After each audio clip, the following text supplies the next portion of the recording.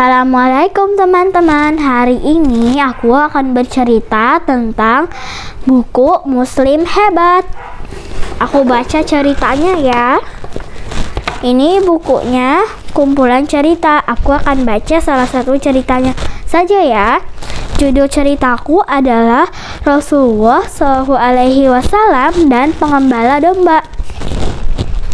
Abdurrahman bin Abu Bakar sedang berkumpul bersama Rasulullah Shallallahu Alaihi Wasallam. Beberapa sahabat lain juga turut menghadiri perkumpulan itu. Dimanapun Rasulullah berada, banyak sahabat yang menyertainya. Mereka memang suka berkumpul dengan beliau agar mendapatkan pelajaran yang bermanfaat.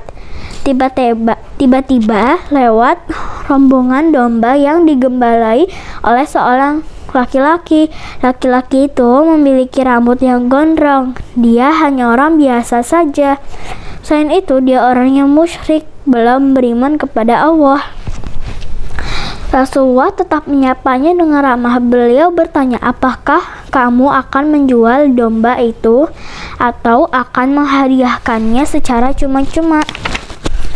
Rasulullah bukan saja seorang rasul utusan Allah, tapi beliau juga pemimpin negara Islam.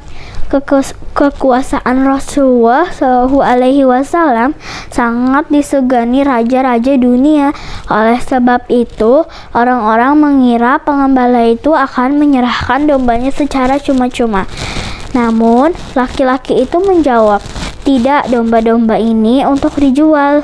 Jika perkataan itu didengar raja-raja lain, mereka akan dengan semena-mena mengambil barang milik rakyatnya. Hal tersebut tidak dilakukan oleh Rasulullah. Beliau justru memperlihatkan teladan akhlak mulia. Rasulullah membeli seekor domba dari laki-laki itu dengan harga yang pantas. Beliau menunjukkan bahwa pemimpin yang hebat itu menghargai rakyat, bukan merampas hak-hak mereka. Dan teman-teman, itu saja ya ceritaku. Teman-teman, kita lanjutkan ke cerita yang kedua ya. Judulnya adalah Tukang Patung yang Bertaubat. Di zaman jahiliyah, orang-orang masih menyembah patung berhala. Hal itu merupakan perbuatan syirik yang dibenci Allah. Bahkan ada beberapa pemahat yang mencari nafkah dengan membuat patung batu berhala. Perbuatan mereka telah menyesatkan orang banyak. Memahat berhala itu termasuk melakukan dosa besar karena membuat sembahan selain Allah. Anehnya, setelah masuk Islam, masih ada pemahat patung berhala yang tidak mau menghentikan pekerjaannya. Suatu waktu, seorang laki-laki menemui Ibnu Abbas dan berkata, sesungguhnya aku ini seorang manusia, penghidupanku dari usaha tanganku sendiri. Selama ini aku bekerja membuat patung-patung. Laki-laki itu tidak mau menghentikan pekerjaan membuat patung berhala, sebab hanya itu keahlian yang dimilikinya untuk mencari nafkah. Ibnu Abbas adalah sahabat baik Rasulullah. Dia memiliki pengetahuan keislaman yang luas. Ibnu Abbas menasihati, tidaklah akan kuceritakan kepadamu selain apa yang kudengar dari ucapan Rasulullah.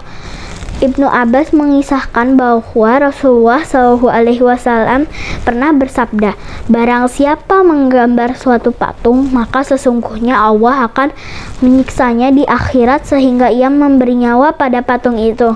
Sedangkan ia tidak bisa memberi nyawa pada patung itu untuk selama-lamanya.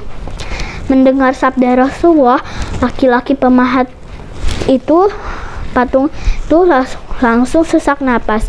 Mukanya pun menjadi pucat pasi. Ia amat ketakutan dengan ancaman azab dari Allah.